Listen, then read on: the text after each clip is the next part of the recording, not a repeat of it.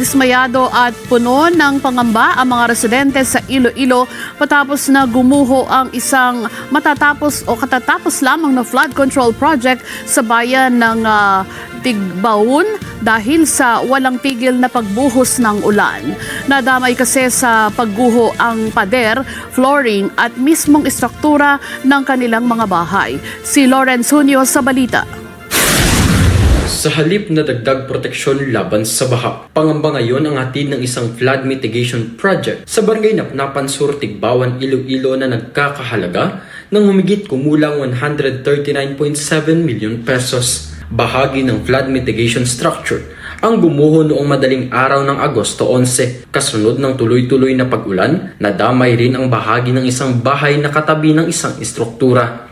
Ayon kay Ramier Conyendo, residente at may-ari ng nasirang bahay, nakitaan na nila ng mga bitak sa flooring ang lugar bago tuluyang bumigay ang bahagi ng istruktura. Nang gumuho ito, nadala ang pader ng kanilang bahay. Naapektuhan din ang lupa malapit sa hinihigaan ng kanyang 80 anyos na ina. Dismayado talaga. Kahit sinong tumingin sa sitwasyon namin ngayon, mahirap talaga isipin na ganito na ang nangyari. Ang saya, mabilisan lang. Aniya, hindi lamang pagkasiraan ng kanilang bahay ang ikinababahala ng mga residente. Pangamba rin nila ang posibilidad na mas marami pang bahagi ng istruktura ang bumigay, lalo na kung muling tataas ang tubig at makararanas ng malalakas na pag-ulan. Ang proyekto ay pinatupad ng DPWH na may halagang humigit kumulang 139.7 million pesos.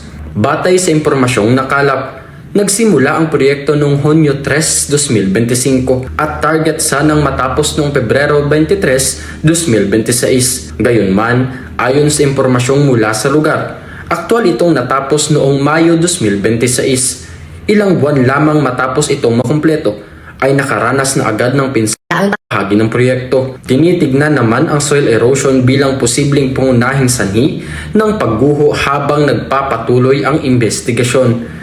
Samantala, nangako ang LGU ng Tigbawan na tutulong sa pagpapagawa ng nasirang bahay. Tinatayang nasa 80,000 pesos ang halaga ng pinsala ng tahanan ni Conyendo.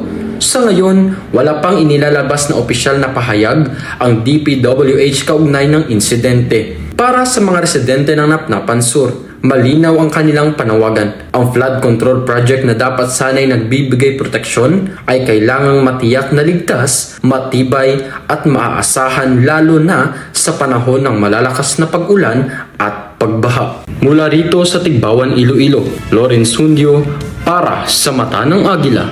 Matatag, matapang, matapat.